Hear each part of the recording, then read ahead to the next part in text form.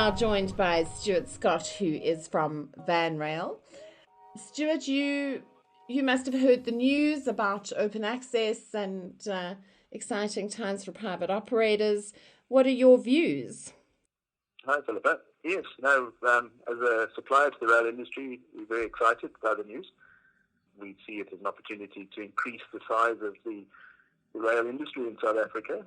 We've been seeing it sort of happening on a less formalized basis over the last probably 5 years as independent operators like Vanrail and Traction and Surtees have started increasing their fleet sizes, and we've noticed as customers of ours that they've started to become a more significant player. So we're very happy with the concept that they'll be able to operate trains not only across borders but now within South Africa.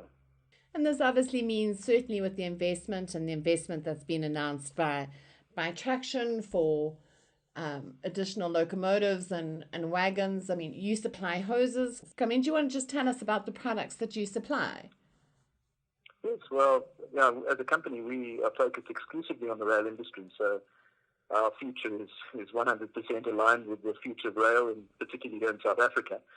It was 2013 when Transnet called all their suppliers in and said that none of them should be doing more than 30% of their business with Transnet. They don't want such a dependency existing. And at the time, we did a quick calc and worked out over 80% of our business was with Transnet, and we were very much a South African-focused rail industry supplier.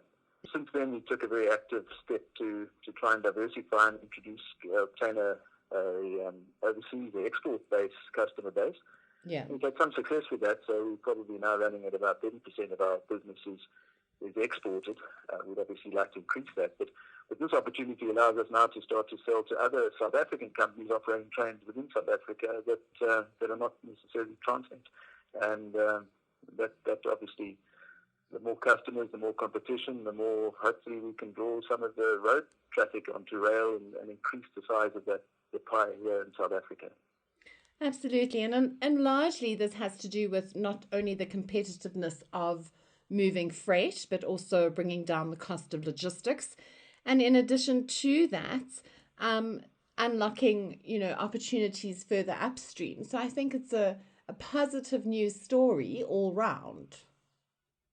Very much so.